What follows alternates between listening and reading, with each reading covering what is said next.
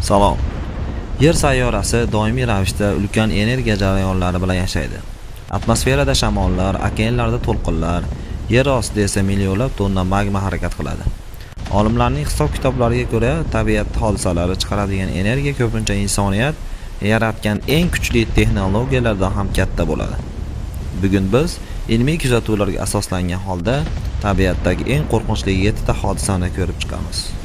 Qani bo'lmasam, ketdik. Birinchisi tornado.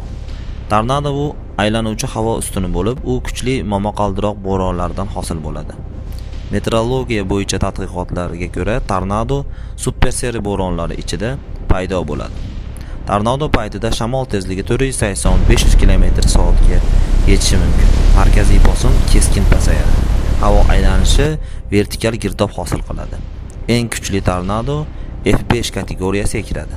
2013-yil AQShning Oklahoma shtatidagi El Reno tornado tarixdagi eng keng tornado bo'lib, uning diametri 4 kilometrga yaqin bo'lgan. Ikkinchisi tsunami.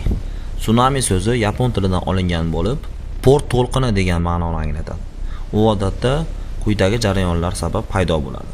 Birinchisi suv osti zilzilalari, ikkinchisi vulqon otilishlari, uchinchisi katta suv osti ko'chkilari.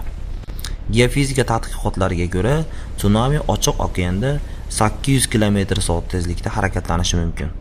2004-yil Hind okeani zilzilasi magniturasidagi 9.10 ball bo'lgan va u tarixdagi eng katta tsunamilardan birini keltirib chiqargan.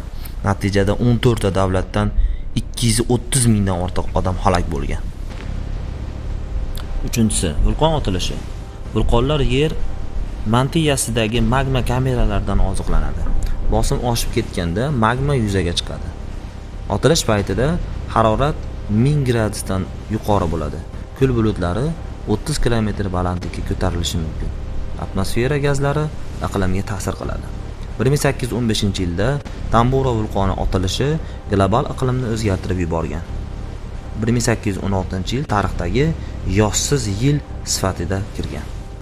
To'rtinchisi qum bo'ronlari. Qum bo'ronlari kuchli shamollar sabab cho'l yuzasidagi zarrachalar ko'tarilganda hosil bo'ladi. Meteorologiyada bunday holat bo'ronlar habob deb ataladi. Bu hodisa ko'pincha kuchli momaqaldiroq bo'ronlari, sovuq havo oqimlari natijasida yuz beradi. Ba'zi qum bo'ronlari atmosferaga millionlab tonna chang ko'tarilishi mumkin. NASA sun'iy yo'ldoshlari Sahara cho'lidan ko'tarilgan chang hatto Atlantika okeani orqali Amerikagacha yetishini kuzatgan. Beshinchisi muz bo'roni. Muz bo'roni ingliz tilida freezing rain deb ataladigan meteorologik hodisa sabab paydo bo'ladi. Jarayon quyidagicha bo'ladi.